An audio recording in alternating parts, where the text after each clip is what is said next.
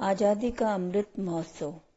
प्रगतिशील भारत की आज़ादी के 75 साल, इसके लोगों, संस्कृति और उपलब्धियों के गौरवशाली इतिहास को मनाने और मानने के लिए भारत सरकार की एक महत्वपूर्ण पहल है।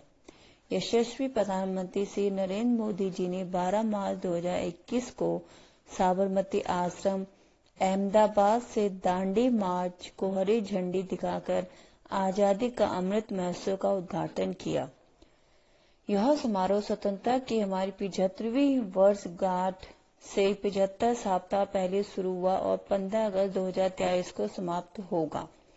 उच्च शिक्षा विभाग, स्कूली शिक्षा और साक्षरता विभाग ने आज़ादी का अमृत के तहत विभिन्न गतिविधियों की योजना बनाई है। भारत की आज़ादी में बहुत से क्रांतिकारियों ने अपने योगदान दिया, परंतु दुर्भाग्य से हम भारतीयों ने उन योगदानों को भुला दिया। आज़ादी के ऐसे एक महान नायक थे श्री सूफी अम्बा प्रसाद जी। सूफी अम्बा प्रसाद हमारे देश के एक महान स्वतंत्रता सेनानी में से एक थे, लेकिन देश की आज़ादी के बाद देश उनके योगदान को भूल गया। अमृत महोत्सव के कारण हम उन्हें जानने का सौभाग्य प्राप्त कर रहे हैं। जहां सूफी अम्बा प्रसाद का अधिकांश जीवन भारत के स्वतंत्रता संग्राम के लिए समर्पित था, वहीं प्रसाद एक महान पत्रकार एवं लेखक भी थे। सूफी अम्बा प्रसाद का जन्म 21 जनवरी 1858 को उत्तर प्रदेश के मुरादाबाद में हुआ था। जन्म से ही उनका एक हाथ गायब था।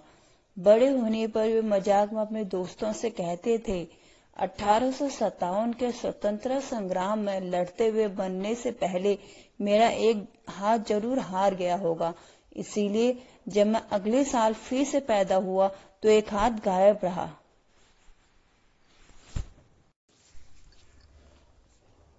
मुरादाबाद, बरेली और जालंधर में अपनी स्कूल, कॉलेज और कानून की शिक्षा पूरी करने के बाद अम्बा प्रसाद ने कम उम्र में उर्दू में अपने लेखन के माध्यम से अपने देश की सेवा करने का फैसला किया।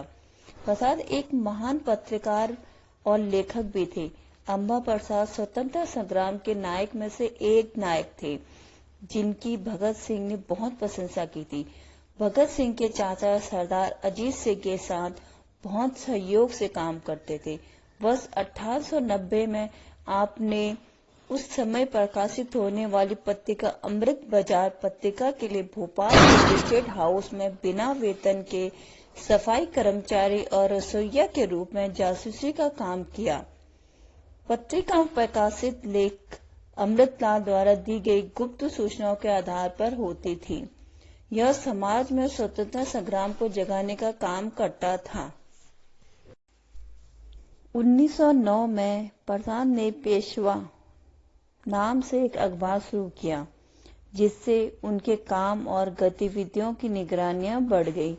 जब उनको लगा कि गिरफ्तारी निकट है और मैं कभी भी गिरफ्तार हो सकता हूं, तो उन्होंने अजीत सिंह के साथ ईरान चले जाने का फैसला किया और वहीं पर निर्वासन में रहते हुए स्वतंत्रता आंदोलन के लिए काम करना जारी रखा। 39 साल की उम्र में उनको देशद्रोही लेखन के लिए गिरफ्तार किया गया। 2 साल की जेल की सजा काटने के बाद 1899 में रिहा हुए। बहुत तुरंत औपनिवेशिक शासन के अन्याय को उजागर करने में लग गए। ब्रिटिश साम्राज्य ने इस बार और अधिक क्रूर तरीके से हमला किया। उन्हें 6 साल की कैद की सजा दी और उनकी संपत्ति को जब्त कर लिया गया। जेल में उन्हें कई क्रूरताओं का शिकार होना पड़ा। उनकी बीमारी के लिए उन्हें दवा से वंचित कर दिया गया और जेलर द्वारा अक्सर उनको ताना मारा जाता था, जो कहते थे, सूफी तुम अभी तक जीवित हो। उन्हें मौत की सजा दी गई थी। कुछ समय पश्चात जेल में ही उनकी मृत्यु हो गई। ईरान में उनके अंतिम संस्कार में भारी भीड़ उमड़ी। ईरान में उनके सम्मान में बनाया गया एक स्मारक भी है।